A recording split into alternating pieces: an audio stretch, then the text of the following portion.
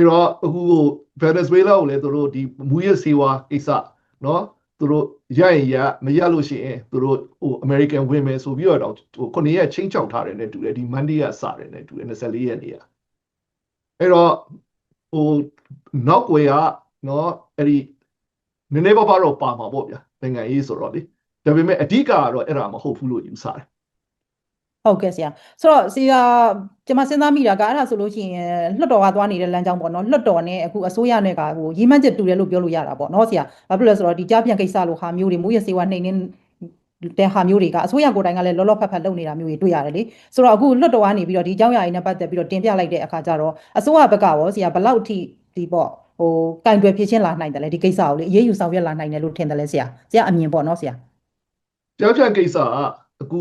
ဒီဝင်းကြီးဌာနဘက်ကအရင်ကျွန်တော်ထင်တယ်ပို့တောင်ပြီးတော့ဥနေပြီနော် advance ဖြစ်နေပြီယူဆရမယ်ဘာလို့ဆိုတော့လွတ်တော်ကအခုမှအောက်လွတ်တော်မှာအဲ့ဒီ Jefferson Street ကသူဥပဒေတစ်ခုတင်ထားတယ်အထက်လွတ်တော်မှာလည်းနောက်တစ်ခုတင်ထားတယ်ဒါပေမဲ့အဲ့ဒီဥပဒေတွေကထွက်မလာသေးဘူးစဉ်းစားတော့မှရှိသေးတယ်အခုကြားပြန်ကိစ္စအတွက်ကိုသူတို့ဒီscam center strike force ဆိုပြီးတော့ဖွဲ့လိုက်ပြီးတော့နော်ဟိုလည်းပါတယ်နော်ဒီ Department of Justice နော်တရားရေးဝန်ကြီးဌာနလည်းပါတယ်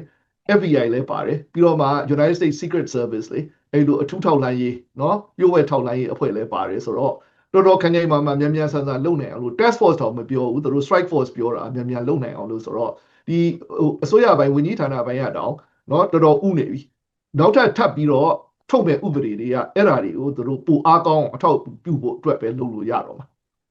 ဟုတ်ကဲ့ဆရာဟုတ်ကဲ့ဆိုတော့ကျွန်မဒီညမှာတစ်ခုစဉ်းစားမိတာကျွဲခုရေပါဆိုသလိုပေါ့ဆရာရဲ့အခုစကစကလည်းရွေးကောက်ပွဲလုပ်ဖို့ကြံနေတယ်ပေါ့ဆရာရဲ့လာမဲ့ဒီဇင်ဘာမှာသူတို့ရွေးကောက်ပွဲလုပ်ဖို့လုပ်နေတယ်ဆိုတော့အခုလိုပေါ့နော်ဒီအောက်လွှတ်တော်နိုင်ငံခြားရေးကော်မတီမှာကြားနာတဲ့ကိစ္စတွေရောနောက်အမေရိကန်အစိုးရကစပြီးတော့ရှင်းလန်းလှမ်းလာတဲ့